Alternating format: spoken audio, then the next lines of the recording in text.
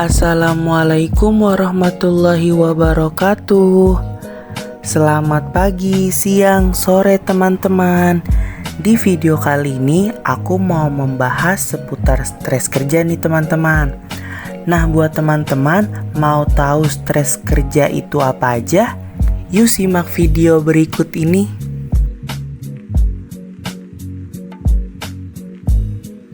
Oh iya, sebelum kita masuk ke video selanjutnya terkait pembahasan stres kerja, di sini aku mau memperkenalkan nih kelompok aku. Perkenalkan, kami dari kelompok 5 yang beranggotakan 5 orang.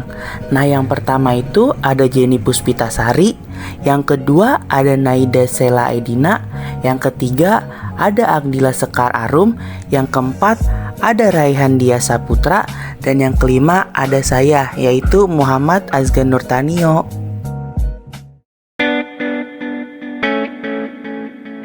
Nah, sekarang kita masuk ke pembahasan ya teman-teman. Stres kerja adalah stres yang berkaitan dengan pekerjaan. Menurut definisi WHO, stres pekerjaan adalah tanggapan orang-orang pada saat tuntutan dan tekanan kerja tidak sesuai dengan pengetahuan dan kemampuan mereka dalam mengatasinya. Stres kerja terjadi dalam berbagai situasi kerja, tetapi sering menjadi lebih buruk ketika karyawan merasa bahwa mereka memiliki sedikit dukungan dari supervisor dan rekan kerja, serta sedikit kontrol atau proses kerja. Nah, selanjutnya aku mau ngasih tahu nih data stres kerja di Indonesia. Jadi tingkat stres kerja di Indonesia sudah mencapai 73% nih teman-teman, bahkan melebihi rata-rata global yang hanya sebesar 48%. Data Riskesdas tahun 2018 menunjukkan bahwa jumlah gangguan mental sebesar 9,8% dan angka stres kerja 35% yang dapat berakibat fatal, dan sebanyak 43% diperkirakan hari kerja yang hilang. Menurut Arden dalam Permatasari 2018 mengatakan bahwa 5 pekerjaan yang lebih menimbulkan stres dibandingkan pekerjaan lainnya ialah pengaturan lalu lintas udara, polisi, perawatan ruang gawat darurat, paramedik, dan pemadam kebakaran.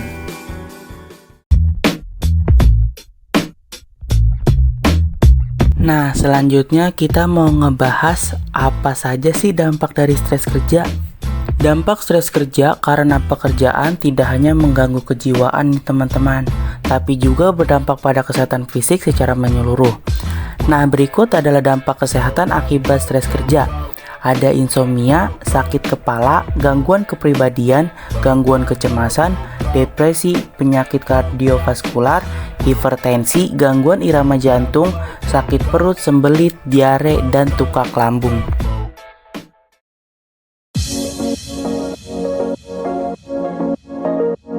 Nah, sekarang kita masuk ke jenis-jenis stres kerja nih teman-teman.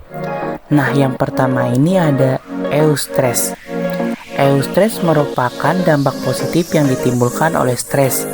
Misalnya rasa gembira, perasaan bangga, menerima sebagai tantangan, merasa cakap dan mampu, meningkatnya motivasi untuk berprestasi, semangat kerja tinggi, produktivitas tinggi, timbul harapan untuk dapat memenuhi tuntutan pekerjaan, serta meningkatnya kreativitas dalam situasi kompetitif. Yang kedua ada distress. Distress merupakan dampak negatif yang merugikan dari stres.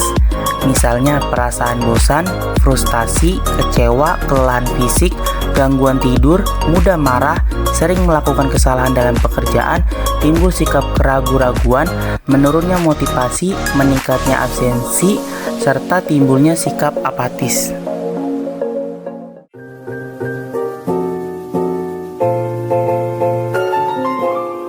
Nah, selanjutnya apa sih yang bisa menyebabkan stres kerja? Kenapa stres kerja itu bisa terjadi? Nah, sekarang kita masuk ke penyebab stres kerja ya teman-teman. Nah, yang pertama ini ada faktor intrinsik pekerjaan. Keadaan fisik lingkungan kerja yang tidak nyaman seperti bising, debu, suhu, dan sebagainya. Stasiun kerja yang tidak ergonomis, jam kerja atau shift kerja yang memakai teknologi baru, serta pembebanan berlebih adaptasi pada jenis pekerjaan baru. Untuk penyebab yang kedua, ada faktor peran individu dalam organisasi kerja. Peran individu dalam organisasi, dalam hal ini peran tenaga kerja dalam organisasi perusahaan, yang merupakan salah satu sumber dari stres kerja. Stres kerja dapat timbul karena individu mengalami ketidakjelasan peran dan sasaran yang akhirnya mengarah pada ketidakpuasan kerja. Individu yang mengalami konflik peran lebih banyak mempunyai kepuasan, sehingga lebih rendah yang diikuti oleh ketegangan pekerjaan dan kebosanan sumber stres yang nyata dialaminya. Untuk penyebab yang ketiga, ada faktor hubungan kerja. Menurut Cover dan Feine, hubungan baik antara karyawan di tempat kerja adalah faktor yang potensial sebagai penyebab terjadinya stres. Kecurigaan antara pekerja, kurangnya komunikasi, ketidaknyamanan dalam melakukan pekerjaan merupakan tanda-tanda adanya stres akibat kerja. Tuntutan tugas yang mengharuskan seorang tenaga kerja bekerja dalam tempat terisolasi sehingga tidak dapat berkomunikasi dengan pekerja lain seperti operator telepon, penjaga mercusuar, dan lain-lain juga menyebab stres kerja. Untuk penyebab yang keempat, ada faktor pengembangan karir. Stres secara langsung berkaitan dalam karir di dalam organisasi. Ini dapat dibuat oleh kurangnya keamanan kerja karena perubahan yang berlanjut dalam struktur organisasi, over promotion karena pemilihan salah satu atau tidak ada orang lain yang bersedia untuk mengisi pos secara efektif.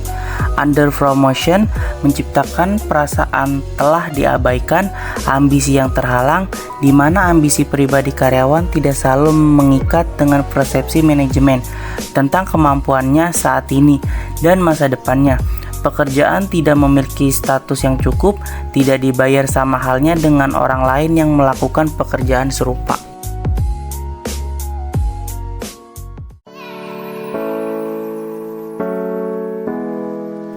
Selanjutnya, ada caranya juga loh teman-teman untuk mengatasi stres kerja ini. Sekarang kita masuk ke cara mengatasi stres kerja ya teman-teman. Yang pertama ini ada internal. Misalnya seperti pertahankan kesehatan tubuh, terima diri apa adanya, memelihara persahabatan, lakukan tindakan konstruktif, pelihara hubungan sosial, aktivitas kreatif di luar pekerjaan, serta kegiatan sosial dan keagamaan. Untuk yang kedua, yaitu eksternal. Misalnya, memperbaiki kondisi kerja atau lingkungan, keterlibatan dalam pengambilan keputusan, komunikasi efektif, serta penghargaan.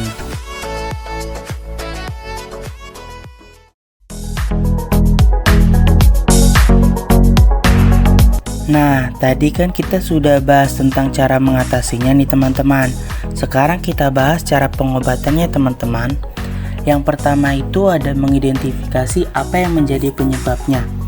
Identifikasi penyebab stres bisa membantu kamu mengetahui apa saja faktor yang menjadi pemicu munculnya masalah stres kerja ini. Misalnya kondisi rumah, hubungan dengan pasangan, hingga masalah pekerjaan. Yang kedua, mencari solusi. Apabila kamu sudah mengetahui apa yang menjadi penyebab stres, selanjutnya cukup mencari solusi yang bisa mengatasinya. Mulailah dari solusi yang paling mudah kamu lakukan ya teman-teman. Yang ketiga, diskusikan dengan tenaga profesional. Apabila kamu tidak berhasil menemukan penyebab stres, tidak ada salahnya jika kita diskusi dengan tenaga profesional.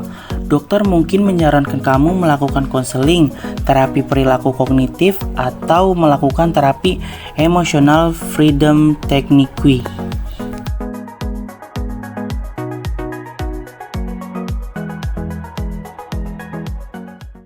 Nah, jadi itu teman-teman pembahasan tentang stres kerja. Bagaimana nih teman-teman setelah melihat video dari kelompok kami? Apakah teman-teman sudah paham tentang stres kerja? Tadi kan di video sudah dijelaskan ya tentang pengertian, dampak, cara mengatasi sampai cara pengobatannya. Semoga teman-teman paham ya tentang stres kerja. Oke teman-teman, videonya sampai di sini aja ya. Semoga video ini bermanfaat bagi teman-teman semua. Kami dari kelompok 5 mengucapkan terima kasih banyak kepada teman-teman semua karena udah nonton video kami dari awal sampai akhir. Dan kami juga dari kelompok 5 mengucapkan beribu-ribu maaf apabila dalam pembuatan video atau dari kata-kata kami ada yang salah. Kurang lebihnya mohon maaf, kami kelompok 5 pamit undur diri. Wassalamualaikum warahmatullahi wabarakatuh. Dadah teman-teman semua.